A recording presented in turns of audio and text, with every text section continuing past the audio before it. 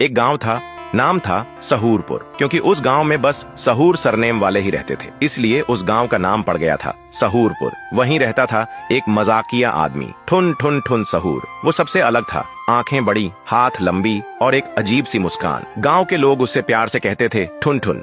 ठुन ठुन का काम ही था लोगों को हंसाना। एक दिन गांव में मेला लगा। मेले में सब आए थे, बड़े झूले, बच्चों के झूले, चूरन, पॉपकॉर्न, सब। ठुन ठुन भी बड़े आराम से मेला घूम रहा था। तभी उसकी नजर पड़ती है एक बोर्ड पे, बोलने वाला मुर्गा, सिर्फ 10 रुपये में। ठुन ठुन सोचता है, अरे भाई, अगर 10 रुपये में बोलने वाला मुर्गा मिल गया तो कल से मैं तो मिनिस्टर बन जाऊंगा रे। फिर वो बोर्ड वाले को 10 रुपये देता है और बोलता है, भैया एक बोलने वाला मुर्गा देना। बोर्ड वाला एक पुराना सा मुर्गा उसे थमा देता है, जो देखने में थोड़ा दुखी सा लग रहा था, जैसे उसकी गर्लफ्रेंड छोड़ गई हो। ठुन ठुन मुर्गा को घर ले आता है और बोलता है, चल रे अब बोल, अब देखता हूँ तू क्या बोलता है। मुर्गा मुंह खोलता है, जमींदार हरामखोर है। ठुन ठुन सुनते ही चिल्ला पड़ता है, ओए ये तो सच्ची में बोलता है रे। मुर्गा फिर बोलता है, और गांव के सरपंच ने स्कूल का पैसा चुराया है। ठुन ठुन सोचता है, अरे भाई, ये मुर्गा तो पूरा न्यूज चैनल निकला। अगले दिन ठुन ठुन रोड के किनारे पे चिल्ला चिल्ला के बोल रहा था, सच बोलने वाला मुर्गा, सच सुनना है तो बस 2 रुपए का टिकट लो।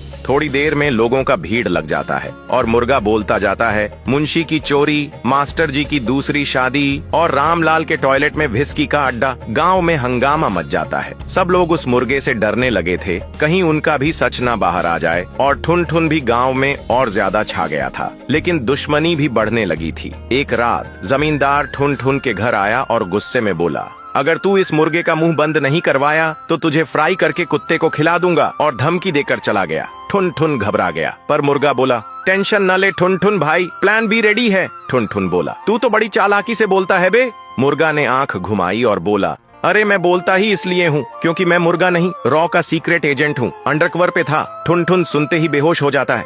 फिर अगले दिन रॉ वाले आए और मुर्गे को हेलीकॉप्टर में बिठा के ले गए, और ठुन ठुन गांव के बीच में अकेले बैठा था, एक नोट के साथ। नोट पे लिखा था, थैंक यू ठुन ठुन, देश के लिए काम आया, लेकिन तेरे लिए एक असली मुर्गा छोड़ के जा रहा हूँ, वो सिर्फ कुकड़ूकू बोलेगा।